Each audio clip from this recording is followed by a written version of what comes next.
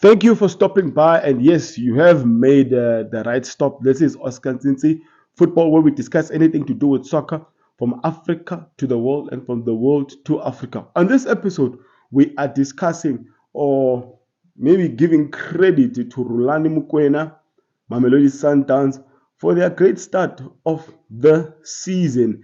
The episode is all about giving 5 things we have learned from Mamelodi Sundowns, Rhulane, and his boys. Great start. 8 out of 8 in the PSL. They've scored 17 goals. They've conceded only 3. That's an average of like over 2 goals per game. They are in the MTN 8 finals. That's the first League Cup competition in South Africa. They've now qualified for the group stages of the biggest competition in the continent, which is CAF Champions League. Well, locally, they've been breaking records that were set. They've gone now 32 games unbeaten. The previous record was set by Kaizer Chiefs, which were then led by Ted Dimitri, going 31 games undefeated. Rhulane Mokwena and his boys, they've wiped out that history. They are now 32 games undefeated.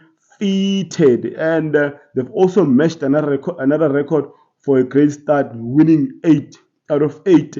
Matching the previous record again that was set by Kaizer Chiefs, meaning that when they win their next game, they would have broken the record.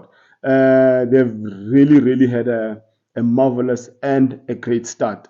Now, the first key of Rhulane Mokwena, or the first point from the 5 things we're learning about Mamelodi Sundowns and his boys. When the season started, Rhulane Mokwena made mention that they've become too predictable. Everyone knows how Mamelodi Sundowns is playing, and they need to bring that unpredictability element to it.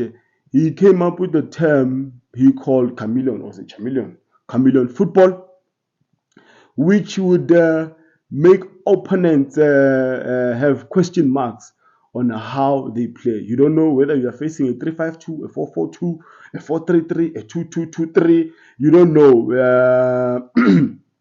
because at times you'll have 4 natural center backs, but these center backs, most of the time you find them in the middle, pushing even your Teboho Mokwena and Rivaldo further forward. So it's been that type of a system, a chameleon, basically, or chameleon.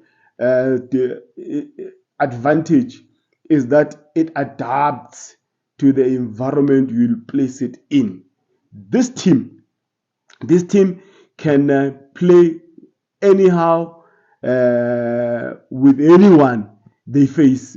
They fear nothing, and they can match any type of environment you throw them in. So basically, that sums up the very first point of this episode.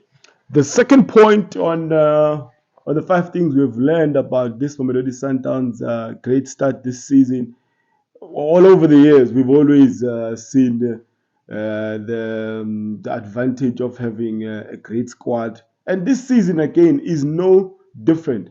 But I think what's more important this season is how Rhulane Mokwena is trusting some players we would think he would not start, because in previous years under Pito, you would have a great squad, but what Pito would do is constantly use the same 11. But this time around, Rhulane Mokwena would trust. Look at the game, the first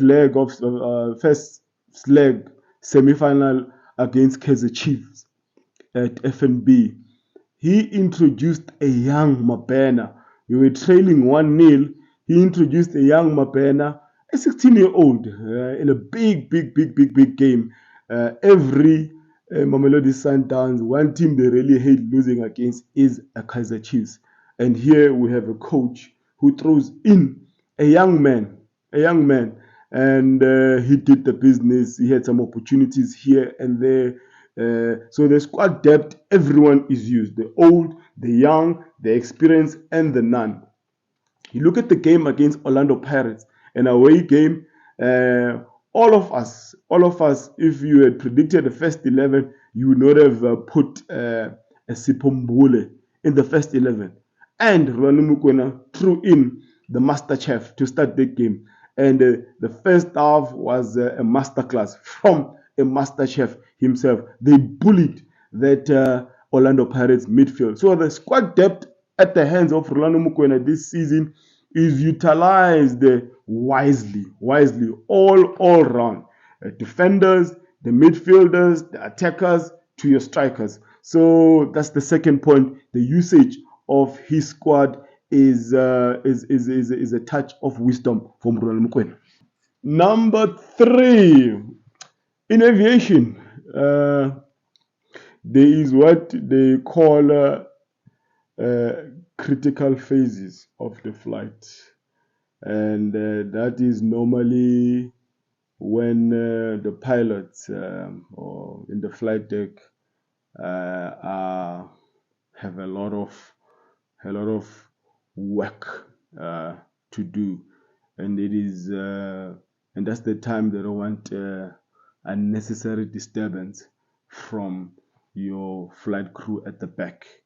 And it is the time between when the aircraft is taxiing to the runway, takeoff, until they reach a certain altitude.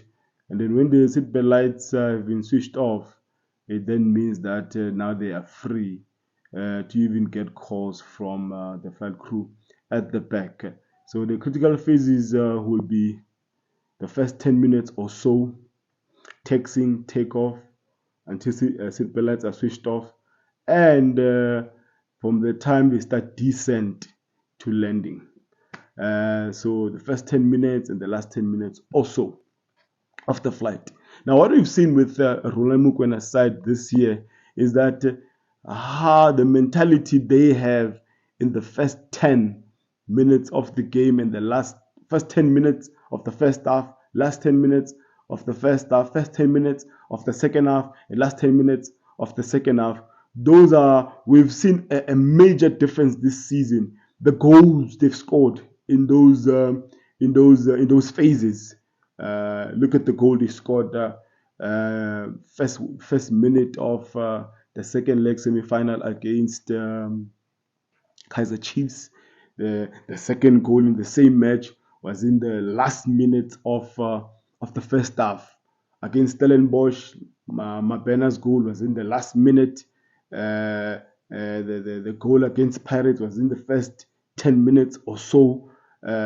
So those are the critical phases that I've noticed with. I'm just mentioning these 3 as examples, but there's more where Sundowns have scored in the first 10 minutes of the first half or second half, or the last 10 minutes of the second half or the first half. The mentality clearly has notched up this season, that the concentration on those critical phases is on another level. And it's a point that I'm really have noticed in all their games. If you are sleeping, look at the equalizer against Kaizer Chiefs in the first leg of MTN 8. Mandieta whips in a cross, and Musela Mudau is there to head it in and equalize 1-1. And the goal is scored in the critical phases of the game, as opposed to your Kaizer Chiefs. Apologies for mentioning them as an example, but they are a great example a negative example of this, that in the critical phases of the game, Kaizer Chiefs has been found to be sleeping. They considered a goal in the critical phases against SuperSport, against Sundowns, I don't know which other team, but they've been doing this constantly, which is the opposite for Mamelodi Sundowns. Number 4, the element of CAF Champions League is showing, and it's showing really early before they even get into the group stages of CAF Champions League. It's the physicality that has surprised many by these boys, by Mokwena's side. In the PSL, they've already collected 24 yellow cards and 2 red cards in 8 games. You would not normally associate that with the Mamelodi Sundowns. Now they can play ugly, they can play nice, Uh, Whatever you throw at them, they can match it. They have big boys. They have big boys, which is an advantage when you have set plays. They score a lot of goals from their set pieces, crosses, corners, free kicks, and they are also stingy in giving the opposition clear-cut chances. Is because of their physicality. And this is what we are learning from Rhulane Mokwena's side this season. They are ready for CAF Champions League, and it's almost like a rehearsal what they are doing in the Premier Soccer League. They can match anything. They are no longer impressed by journals who or intimidated or maybe placed in guilt when some journals are saying you have won, but you have not won convincingly. He is happy to say sometimes you have to win ugly, and then you have to take it. So that's the element we are taking from this Mamelodi Sundowns this season. That throw anything at them, they are ready for you. They are ready. It's almost like a CAF Champions League mentality. And the last point of the 5 things we have learned about Mamelodi Sundowns' great start to this season is definitely their strongest department. They've got a good striking department. They have a good goalkeeping department, and they've got some decent defenders. But by far, their strongest department is their midfield. And what I like about their midfielders is that they are so versatile that they will not just play midfield. If they are demanded to go up front, they will. If they are demanded to go and fill in gaps at the back, they will. They have Ebatusi Obas, who we've seen this season is filled in and played centre back. They have a Teboho Mokwena, who is not scared to push up. They have a Marcelo Allende. They have Master Chef Mbule. They have Labu Mabue, who've just come back from injury, and he's been placed in multiple positions, versatile, and he could give you he can play a 10, he can play an 8, he can play a 6, and he can even play a right back. They have Imote Nanana, Neo Mayema, who's come back also from injury, who literally can play as a wing, can play a 10, can play behind the striker, can play as an 8. So their midfield, if you want to win against Mamelodi Sundowns, you must match their midfield. And their midfield is really strong. Strong in all aspects. Physically, they can match you. Put the ball on the floor, they will show you flames. They are a classy side. There is a touch of, I even forgot about the Shikabala, Father God, Mshishi Tembazwane, probably the greatest player in the PSL era. Please don't shoot me for this, but yeah. So that midfield, you match it or you overcome it, you have a chance of winning. You have a chance of winning against Mamelodi Sundowns. But again, if you overcome them, you still have to defend. You still have to deal with their defenders. Well, thank you so much for sitting this long to hear me talk about and give credit to Mamelodi Sundowns. Please do engage.